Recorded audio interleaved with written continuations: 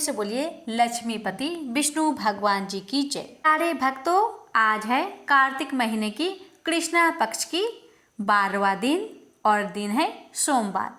सोमवार का दिन भगवान शिव जी को समर्पित है। इस दिन शिवलिंग पर चंदन, अक्षत, दूध, गंगाजल और तिलक मिलाकर अभिषेक करना चाहिए। महामृत्युंजय मंत्र का जाप करना चाहिए। सूर्योदय के समय शिवलिंग पर गन्ने के रस से अभिषेक करना चाहिए। गरीबों को भोजन कराना चाहिए।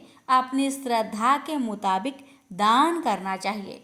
ऐसा श्रद्धा भाव से करने से मानसिक कलेश दूर होते हैं और मनोकामनाएं पूरी होती है। शरीर के रोगों से मुक्ति मिलती है। सुहागन महिलाओं का सौभाग्य अखंड रहता है और घर में सुख शांति बनी रहती है और भक्तों की हर मनोकामना पूर्ण होती है, जिससे भक्तों की भला हो। कार्तिक स्नान करने वाले सभी भक्तों की मंगल कामना को करते हुए आज की कथा को शुरू करते हैं। प्रेम से बोलिए लक्ष्मीपति विष्णु भगवान जी की जय। हे भगवान, आपकी कथा को जो भी भक्त श्रद्धा भाव से श्रवण करे, उस भक्त की हर मनोकामना को पूर्ण करे। आप सभी भक्तों से हमारी एक निवेदन है कि इस कथा को एक विष्णु भक्त के पास अवश्य शेयर कीजिएगा। तो आइए आज की कथा शुरू करते हैं।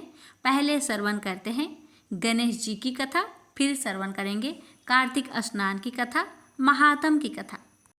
सेठ सेठानी और गणेश जी की कहानी। एक गांव था जिसमें एक सेठ जी अपने परिवार के साथ रहते थे। सेठ जी का गांव के पास के ही शहर में बड़ा व्यापार था। सेठ जी गणेश जी की पूजा श्रद्धा एवं विश्वास से करते थे, जिससे सेठ जी के घर में अन्न धन के भंडार सदैव ही भरे रहते थे। उनके जीवन में किसी भी प्रकार की कोई कमी नहीं थी।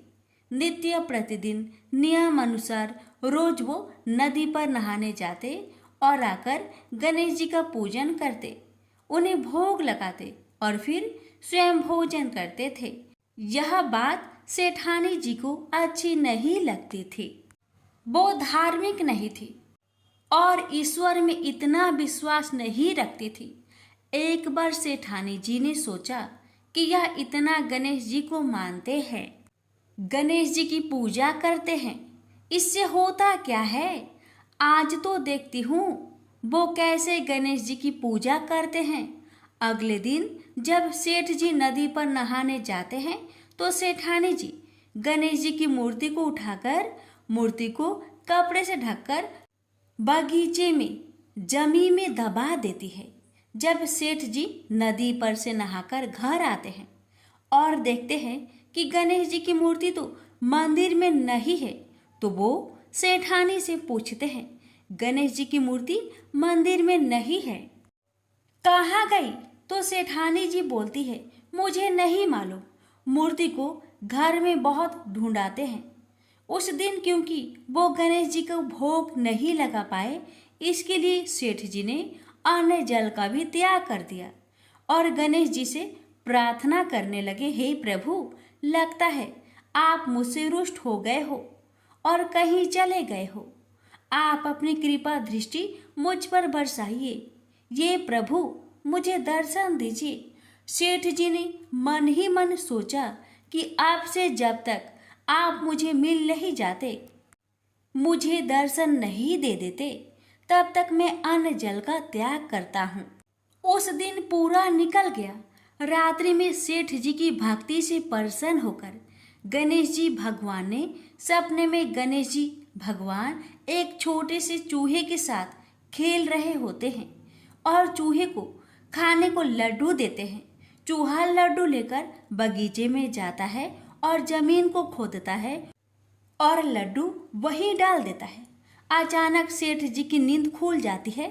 सेठ जी बगीचे में जाते हैं और वहीं खोदते हैं जहां उन्होंने सपने में देखा था, और वहीं से उनको थोड़ी सी जमीन खोदने पर कपड़े में लिपटे हुए गणेश जी की मूर्ति मिलती है। सेठ जी गणेश जी की मूर्ति की पूजा करके उनको यथास्थान स्थापित करते हैं और सेठानी के पूछने पर सारा वृत्तांत उन्हें सच सच बताते हैं।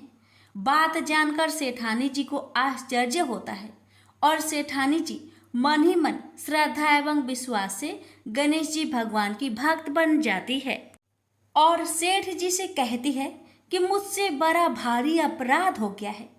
अब हम दोनों पति पत्नी प्रेम सहित गणेश जी भगवान की आराधना करेंगे एवं उनकी पूजा में कभी कोई कमी नहीं आने देंगे। यह सुनकर सेठ जी अत्यधिक प्रसन्न हो जाते हैं और दोनों पति पत्नी गणेश जी भगवान को धन्यवाद करते हैं। जय बोलो गणेश जी भगवान की जय हो, सदा ही जय हो प्रभु, अपनी अनुकंपा सेठ सेठानी के समान ही हम सभी पर बनाए रखना। कहानी सुनने वालों की सभी मनोकामनाएं पूर्ण करना। राय दामोदर भगवान जी की कथा। एक समय की बात है, एक छोटी सी लड़की जो कार्तिक नहाया करती थी।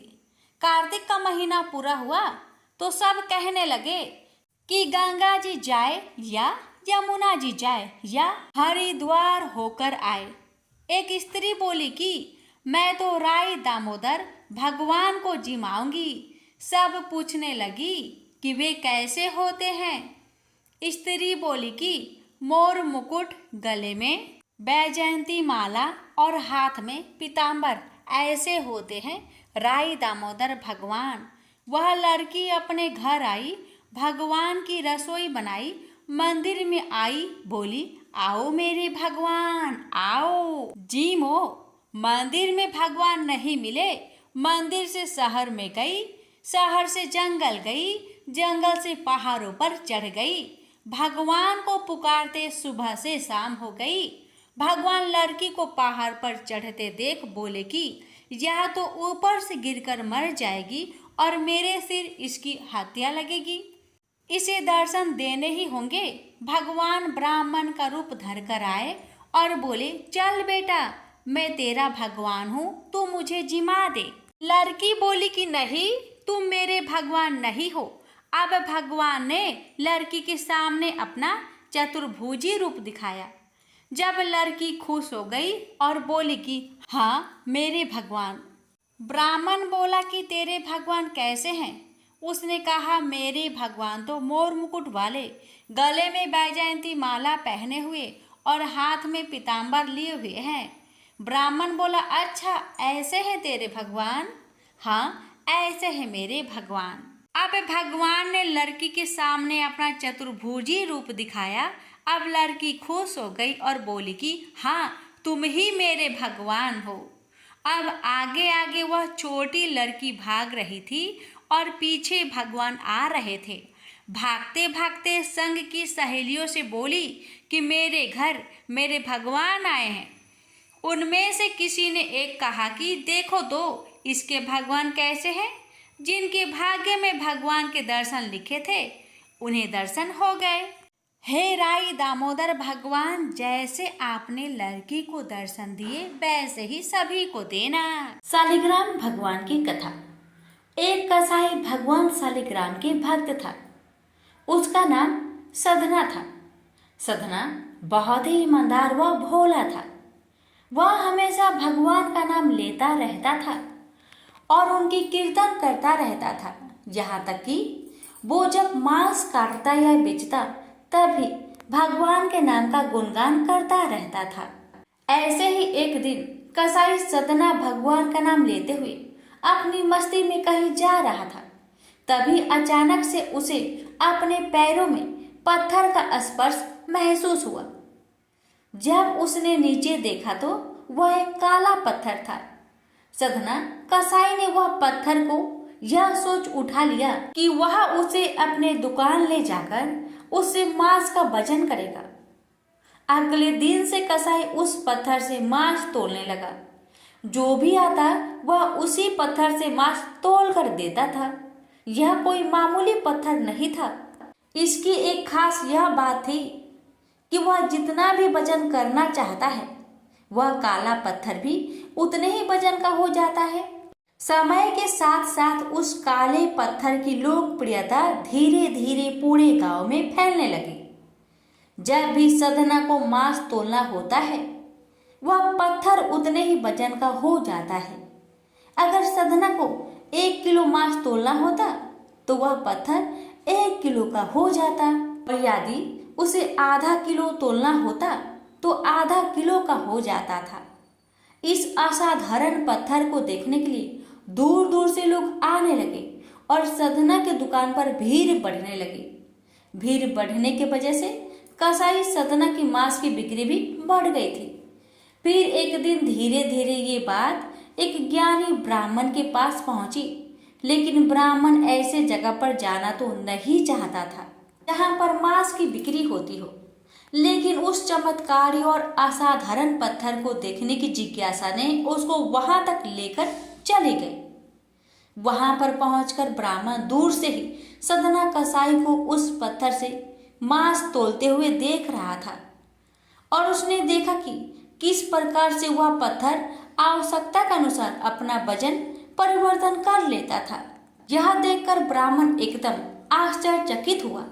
यह देख ब्राह्मण सदना कसाई के पास गया तो सदना ब्राह्मण को देखकर बहुत आश्चर्यचकित हुआ, और साथ ही साथ सदना बहुत प्रसन्न भी हुआ। फिर सदना ने ब्राह्मण का नम्र भाव से स्वागत किया और ब्राह्मण को बैठने के लिए कहा। फिर सदना ने उस ब्राह्मण से उसके दुकान पर आने का कारण पूछा तो ब्राह्मण ने बताया कि वह उस काले पत्थर को देखने आया है।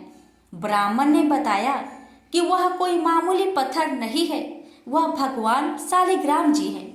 ब्राह्मण क्रोधित होकर कहते हैं कि भगवान शालिग्राम जी को मांस के साथ रखना बहुत बड़ा पाप है। सदना बहुत ही सरल और भोले स्वभाव का इंसान था, और यह सुनकर उसको लगा कि वो अनजाने में बहुत बड़ी गलती कर रहा था। सदना ने ब्राह्मण से क्षमा मांगते हुए कहा कि वह तो ब्राह्मण है, वह शालिग्राम जी को अपने साथ घर लेकर जाए और उनकी पूजा अर्चना करे। यह कहकर सदना ने उस पत्थर को उस ज्ञानी ब्राह्मण को दे दिया। वह ब्राह्मण शालिग्राम जी को बड़े आदर सम्मान से अपने घर ले आए और वहां पर भगवान शालिग्राम जी को स्नान कराया और बड़ी भक्ति भाव से उनकी पूजा पाठ शुरू कर दिया। ऐसे ही कुछ दिन बीत गए। एक दिन रात को ब्राह्मण के स्वप्न में भगवान शालिग्राम जी आए और उन्होंने ब्राह्मण से कहा कि वह उसके सेवा भाव से बहुत प्रसन्न हुए हैं, लेकिन तुम मुझे उस कसाई सदना के पास वापस छोड़ आओ। भगवान शालिग्राम कहते हैं कि सदना हमेशा मेरा नाम गुणगान करता रहता है, तो मुझे बहुत अच्छा लगता है, और ऐसे भक्त के लिए मैं कहीं भी रहने को तैयार हूँ। आज सदना कसाई की भक्ति भाव से प्रसन्न होकर साक्षात भगवान शालिग्राम ने सदना के संग रहने की इच्छा व्यक्त करी। अगली ही सुबह ब्राह्मण भगवान शालिग्राम जी को अपने साथ लेकर उस कसाई सदना के दुकान पर गया और उन्होंने सदना को पूरी बात बताई, और भगवान शालिग्राम जी को सदना को सौंप देता है। यह सुनकर सदना बहुत प्रसन्न होता है और मन ही मन वह वचन लेता है कि वह आपसे मांस नहीं बेचेगा, और वह अपना अधिक से अधिक समय भगवान के नाम लेने और कीर्तन करने में गुजारेगा। अभी मिलकर बोलिए शालिग्राम भगवान की जय। माटी नाम का एक बड़ा शिव भक्त था। उसने संतान प्राप्ति के लिए 100 साल तक शिव जी का कठोर तप किया। शिव जी ने उसे संतान का वरदान दिया। समय आने पर उसकी पत्नी गर्भवती हुई। पत्नी का प्रसव 4 साल तक नहीं हुआ तो माटी को बड़ी चिंता हुई। पता चला कि गर्भ का बालक कालमार्ग नामक राक्षस के डर से बाहर नहीं निकल रहा। माटी ने कालमार्ग से डरने के कारण अपने पुत्र का नाम रखा कालभीति। कालभीति जन्म से ही परम शिव भक्त थे। बड़ा होते ही कालभीति घोर तपस्या में लगे। बेल के पेड़ के नीचे पैर के अंगूठे पर खड़े हो वह 100 वर्षों तक एक बूंद भी पानी पिए बिना मंत्रों का जाप करते रहे। 100 वर्ष पूरे होने पर एक दिन एक आदमी जल से भरा हुआ घड़ा लेकर आया। काल भीति को नमस्कार कर उसने कहा कि जल ग्रहण कीजिए। काल भीति बोले, आप किस वर्ण के हैं? आपका आचार व्यवहार कैसा है? यह सब जाने बिना मैं जल नहीं पी सकता। पानी लाने वाला अंगतुक बोला, मैं जब अपने माता पिता को ही नहीं जानता तो अपने वर्ण का क्या कहूँ? आचार विचार और धर्मों से मेरा कोई वास्ता ही नहीं रहा है। काल भीति ने कहा, मेरे गुरु के अनुसार जिसके कुल का ज्ञान ना हो उसका अन्न जल ग्रहण करने वाला तत्काल कष्ट में पड़ता है। मैं पानी नहीं पीऊंगा श्रीमन। अंगतुक बोला, तुम्हारी बात पर हंसी आती है। जब सब में भगवान शंकर ही निवास करते हैं तो किसी को बुरा नहीं कहना चाहिए, क्योंकि इसमें भगवान शंकर की ही निंदा होती है। यह जल अपवित्र कैसे हुआ? घड़ा मिट्टी का बना है और आग में पका है, फिर जल से भर दिया गया है। मेरे छूने से अशुद्धि आ गई है, तो अगर मैं अशुद्ध होकर इस धरती पर हूँ तो आप यहाँ क्यों रहते हैं? आकाश में क्यों नहीं रहते? काल भीति ने कहा, सभी में शिव ही है। सबको शिव मानने वाले नास्तिक लोग खाना छोड़कर मिट्टी क्यों नहीं खाते? आँख और धूल क्यों नहीं फाँकते? मैं यह नहीं कह रहा कि सब में शिव नहीं है। भगवान शिव सब में है ही। मेरी बात ध्यान से सुनिए। सोने के गहने बहुत तरह से बनते हैं, कुछ शुद्ध सोने के तो कुछ मिलावटी। खरे खोटे सभी आभूषणों में सोना तो है ही। इसी प्रकार ऊंच नीच शुद्ध अशुद्ध सब में भगवान सदा शिव विराजमान है। जैसे खोटा सोना खरे के साथ मिलकर एक हो जाता है, इसी तरह इस शरीर को भी व्रत तपस्या और सदाचार आदि के द्वारा शोधित करके शुद्ध बना लेने पर मनुष्य निश्चय ही खरा सोना होकर स्वर्ग लोक में जाता है। तो शरीर को खोटी अपवित्र चीजों से बिगाड़ना ठीक नहीं। जो व्रत उपवास करके शुद्ध हो गया है वह भी यदि इस तरह अशुद्ध होने लगे तो थोड़े ही दिनों में पतित हो जाएगा। इसलिए आपका दिया पानी मैं कभी नहीं पीऊंगा। काल भीति के ऐसे कहने पर अंगतुक हंसने लगा। उसने दाहिने अंगूठे से जमीन कुदेर कर एक बहुत बड़ा गड्ढा तैयार किया, फिर उसी में वह सारा जल ढुलका दिया। गड्ढा भर गया, पानी बचा रह गया। फिर उसने अपने पैर से ही कुदेर कर एक तालाब बना दिया और बचे हुए जल से उस तालाब को भर दिया। यह अद्भुत दृश्य देखकर काल भीति जरा भी नहीं चौंके। अंगतुक बोला, ब्राह्मण देव, आप है तो मूर्ख है, परंतु बातें पंडितों सी करते हैं। लगता है आपने विद्वान की बात नहीं सुनी। कुआं दूसरे का, घड़ा दूसरे का और रस्सी दूसरे की है। एक पानी पिलाता है और एक पीता है। सब समान फल के भागी होते हैं। ऐसा ही मेरा भी जल है। तुम धर्म के ज्ञाता हो, फिर क्यों इसे नहीं पियोगे? काल भीति ने विचार किया, यदि एक कार्य में अनेक सहायक हो तो काम करने वाले को मिलने वाला फल बंटकर समान हो जाता है। बात तो ठीक है। काल भीति ने उस मनुष्य से कहा, आपका यह कहना ठीक है। कुएं और तालाब का पानी पीने में दोष नहीं है, फिर भी आपने तो अपने घड़े के जल से ही इस गड्ढे को भरा है। यह बात सामने देखकर मैं हरगिज इसे नहीं पीऊंगा। काल भीति के हठ पर वह पुरुष हंसता हुआ अंतर्ध्यान हो गया। अब काल भीति को अचरज हुआ। सोचने लगे कि यह क्या किस्सा है। इतने में ही उस बेल के पेड़ के नीचे धरती फाड़कर सुंदर चमचमाता शिवलिंग प्रकट हो गया। तब काल भीति ने कहा, जो पाप के काल है, जिनके कंठ में काला चिन्ह सुशोभित होता है तथा जो संसार के काल स्वरूप है, उन भगवान महाकाल की मैं शरण लेता हूँ। आप हमें शरण दीजिए। आपको बारंबार नमस्कार है।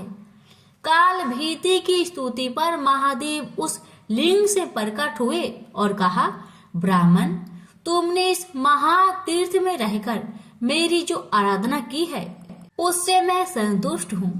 अब काल मार्ग से तुम निर्भय रहो। मैं ही मनुष्य रूप में प्रकट हुआ था।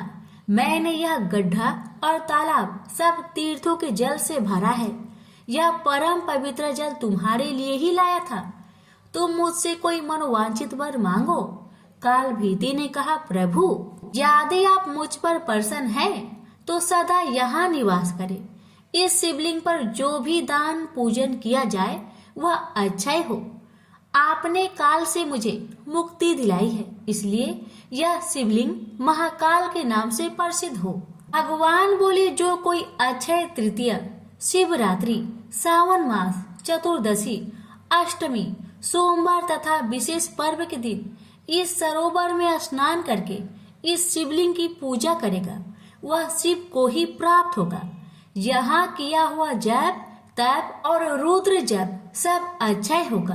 तुम नंदी के साथ मेरे दूसरे द्वारपाल बनोगे। काल पर विजय पाने से तुम महाकाल के नाम से प्रसिद्ध होगे। शीघ्र ही राजश्री कर्णधम यहाँ आएंगे। उन्हें धर्म का उपदेश करके तुम मेरे लोक में चले आओ। यह कहकर भगवान रुद्र उस लिंग में ही लीन हो गए।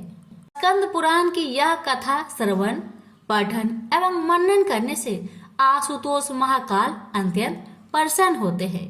प्रेम से बोलिए हर हर महादेव। माता पार्वती की जय। प्यारे भक्तों, अब आप श्रवण करें कार्तिक महात्म कथा अध्याय 12।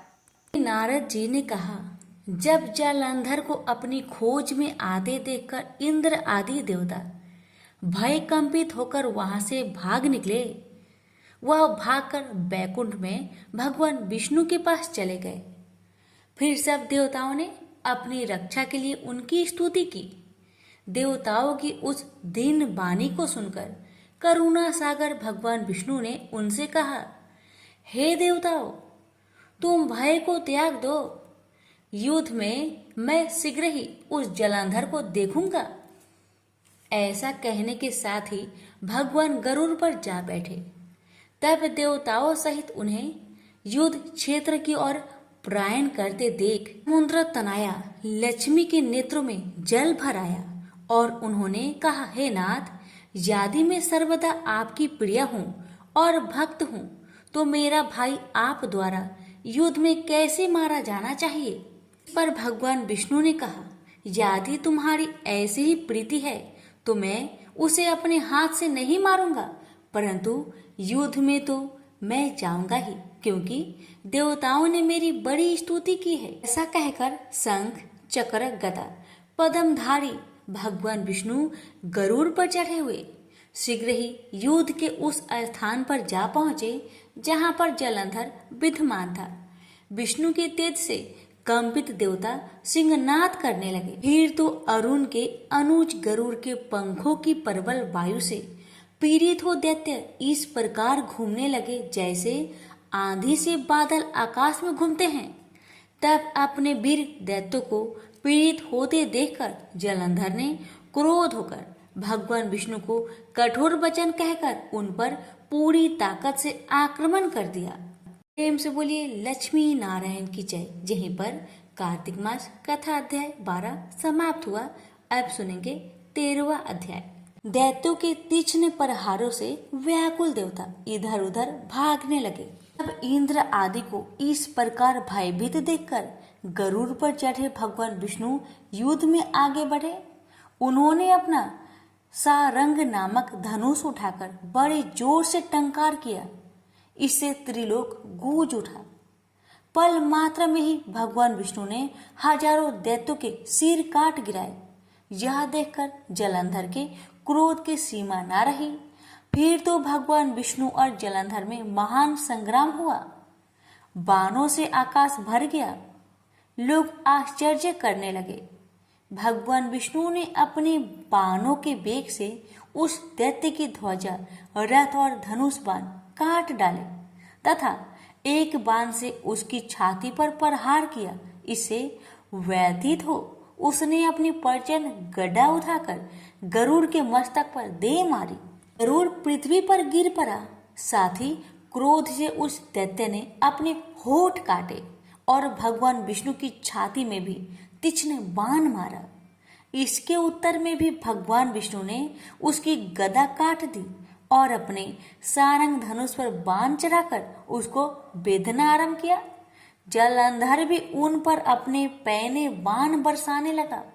उस समय जलंधर ने भगवान को कई पैने बाण मारकर उनके दिव्य धनुष को काट दिया। धनुष कट जाने पर भगवान ने गदा ग्रहण कर ली और शीघ्र ही जलंधर को खींचकर मारी। परंतु उस अनगिनत अमोघ गदा की मार से भी वह चल्यमान न हुआ और मदोन्मत्त हाथी की समान उसे यानी गदा की मार को फूल की माला ही जाना। साथ ही उस युद्ध दुर्गम ने अत्यंत ही क्रोधित होकर अग्निमुख त्रिशूल उठाकर भगवान विष्णु पर छोड़ दिया। भगवान ने शिव जी के चरणों को स्मरण कर नंदक नामक त्रिशूल से उसके त्रिशूल को छेद दिया। जलंधर ने झटपट भगवान की छाती में एक मुष्टिक मारा। इसके उत्तर में भगवान विष्णु ने भी उसकी छाती पर अपनी मुष्टिका का प्रहार किया। फिर दोनों घुटने टेक कर बाहों और मुष्टिकों से बाहु युद्ध करने लगे। कितने ही देर तक भगवान उनके साथ युद्ध करते रहे।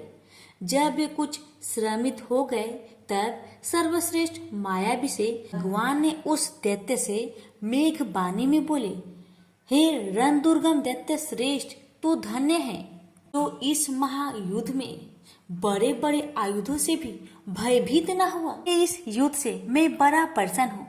तू जो चाहे वर मांग, मैं अदेय वस्तु भी आज तुझे दे दूंगा। मायावी भगवान विष्णु की ऐसी वाणी सुनकर जलंधर ने कहा, हे भावुक, यदि आप मुझ पर खुश है तो यह वर दीजिए कि आप मेरी बहन के साथ तथा अपने सारे कुटुंबियों सहित मेरे घर पर निवास करें। नारद जी कहते हैं, उसके ऐसे वचन सुनकर भगवान को खेद तो हुआ, किंतु उसी क्षण उन देवेश ने तथास्तु कह दिया। अब भगवान विष्णु सब देवताओं के साथ जलंधरपुर में जाकर निवास करने लगे। जलंधर अपनी बहन लक्ष्मी और देवताओं सहित भगवान को वहां पाकर बड़ा प्रसन्न हुआ। फिर तो देवताओं के पास जो रत्न आदि थे उनके स्थानों पर दैत्य को स्थापित करके जलंधर पृथ्वी पर आ गया। निशुंभ को पाताल में स्थापित कर दिया और देव दानव यक्ष गंधर्व सर्प राक्षस मनुष्य आदि सबको अपना वशवर्ती बनाकर त्रिभुवन पर शासन करने लगा। उसने धर्मानुसार सुपुत्रों के समान प्रजा का पालन किया। उसके धर्म राज्य में सभी सुखी थे। प्रेम से बोलिए लक्ष्मी नारायण की जय। यहीं पर कार्तिक मास श्रीमद् भगवद गीता पाठ अध्याय 12। अर्जुन ने पूछा, इस प्रकार जो भक्त सदैव योग युक्त होकर आपकी उपासना विधि पूर्वक करते हैं और वे जो अव्यक्त पर ब्रह्म को भजते हैं, इन दोनों में कौन सा योगी श्रेष्ठ है? श्री भगवान जी बोले, जो मेरे विषय में मन लगाकर परम श्रद्धा पूर्वक मुझको भजते हैं वे उत्तम योगी हैं।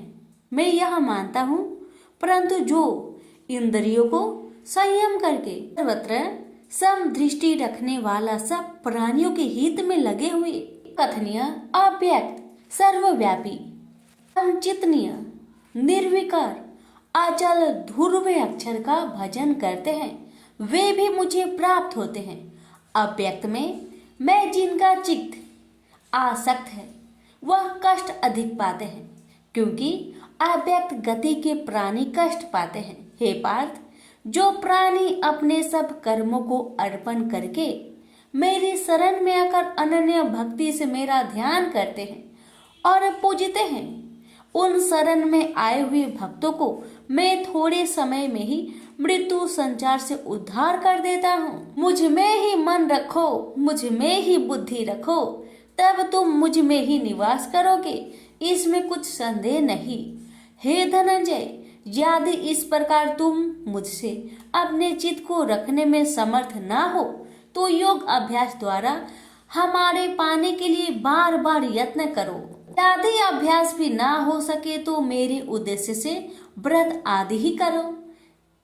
यदि मेरे लिए तुम कर्म करोगे तो भी तुम्हें मुक्ति प्राप्त होगी, और यदि ऐसा भी ना कर सके तो मन को रोककर अनन्य भाव से मेरी शरण में आओ और फल की आशा छोड़कर कर्म करो, क्योंकि अभ्यास से ज्ञान उत्तम है, ज्ञान से ध्यान श्रेष्ठ है, त्याग से शांति प्राप्त होती है। जो किसी से द्वेष नहीं करता सबका मित्र है, दयाधारी है, ममता और अहंकार जिसमें नहीं है, सुख दुख को जो समान जानता है, क्षमावान है, संतोषी है, स्थिर चित्त से इंद्रियों को बस में रखता है, दृढ़ निश्चयवान है, मुझ में अपने मन और बुद्धि को लगाए हुए है, ऐसा मेरा भक्त मुझे प्रिय है, जिसे न लोगों का भय है न लोगों से डरता है। ऐसा जो हर्ष ईर्ष्या दुष्टों के भय और विषाद से रहित है, वह मेरा प्रिय है। जो कुछ मिले उसी में संतुष्ट, पवित्र पक्ष, निष्पक्ष, दुख रहित, फल की आशा त्याग कर करने वाला, ऐसा जो मेरा भक्त है वह मुझे प्रिय है। जो लाभ से प्रसन्न हो, किसी से द्वेष न करे, इष्ट पदार्थ के नष्ट होने से दुखी न हो, किसी वस्तु की इच्छा न करे, अशुभ तथा शुभ दोनों का त्यागी हो, वह भक्त मेरा परम प्रिय है। जिसको शत्रु और मित्र मान और अपमान, सर्दी और गर्मी, सुख तथा दुख समान है, और जो वासनाओं से रहित है, निंदा एवं स्तुति को समान जानता है, जो मुझ में श्रद्धा करके मुझे मानता हुआ इस अमृत के समान कल्याणकारक धर्म का आचरण मेरे उपदेश अनुसार करते हैं, वे मुझे अत्यंत प्रिय है। प्रेम से बोलिए श्री कृष्ण भगवान की जय। आप सुनिए 12वें अध्याय का महात्म्य। श्री भगवान बोले, हे लक्ष्मी, अब 12वें अध्याय का महात्म्य सुनो। दक्षिण देश में एक सुखानंद नाम का राजा रहता था, जिसके नगर में एक अत्यंत लंपट रहता था। एक गणिका से उसकी प्रीति थी। वह दोनों एक देवी के मंदिर में जाकर मदिरा पान किया करते, मांस खाए और भोग भोगे। और जो कोई पूछे तुम यहाँ क्या करते हो, तो कहते हम यहाँ रहकर देवी की सेवा करते हैं, ऐसे झूठ कह देते। उसी मंदिर में एक ब्राह्मण देवी की सेवा करता था। एक दिन उस ब्राह्मण ने देवी की स्तुति की। देवी प्रसन्न होकर बोली, वर मांग, जो मांगेगा सो दूंगी। उसने धन संतान का सुख मांगा। देवी ने कहा, ए ब्राह्मण, मैं अवश्य तुझे संतान दूंगी, पर एक काम कर, पहले इन दोनों का उद्धार कर ले। तब ब्राह्मण ने नारायण जी का तप किया। भगवान प्रसन्न हुए तथा नारायण जी गरुड़ पर बैठकर आए और कहा, तेरी क्या कामना है? ब्राह्मण ने पूछा, इन दोनों का उद्धार कैसे हो? श्री नारायण जी बोले, हे ब्राह्मण, गीता जी के 12वें अध्याय का पाठ सुनाओ तो दोनों का उद्धार हो जाएगा। तब उन दोनों ब्रीप ने भगवान की स्तुति कर धन्यवाद दिया।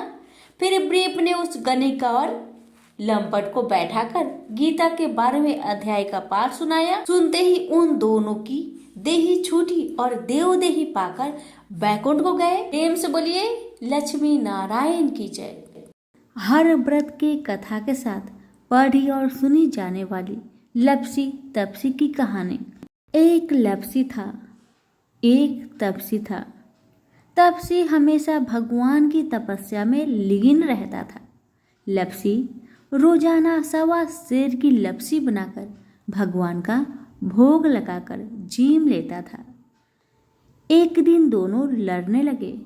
तपसी बोला, मैं रोज भगवान की तपस्या करता हूँ, इसलिए मैं बड़ा हूँ। तपसी बोला, मैं रोज भगवान को 1.25 सेर लापसी का भोग लगाता हूँ, इसलिए मैं बड़ा हूँ। नारद जी वहां से गुजर रहे थे। दोनों को लड़ता देखकर उनसे पूछा कि तुम क्यों लड़ रहे हो? तपसी ने खुद के बड़ा होने का कारण बताया और लपसी ने अपना कारण बताया। नारद जी बोले, तुम्हारा फैसला मैं कर दूंगा। दूसरे दिन लपसी और तपसी नहाकर अपनी रोज की भक्ति करने आए तो नारद जी ने छुपकर 1.25 करोड़ की एक अंगूठी उन दोनों के आगे रख दी। तपसी की नजर जब अंगूठी पर पड़ी तो उसने चुपचाप अंगूठी उठाकर अपने नीचे दबा ली। लपसी की नजर अंगूठी पर पड़ी लेकिन उसने ध्यान नहीं दिया। भगवान को भोग लगाकर लपसी खाने लगा। नारद जी सामने आए तो दोनों ने पूछा कि कौन बड़ा है। तो नारद जी ने तपसी से खड़ा होने को कहा।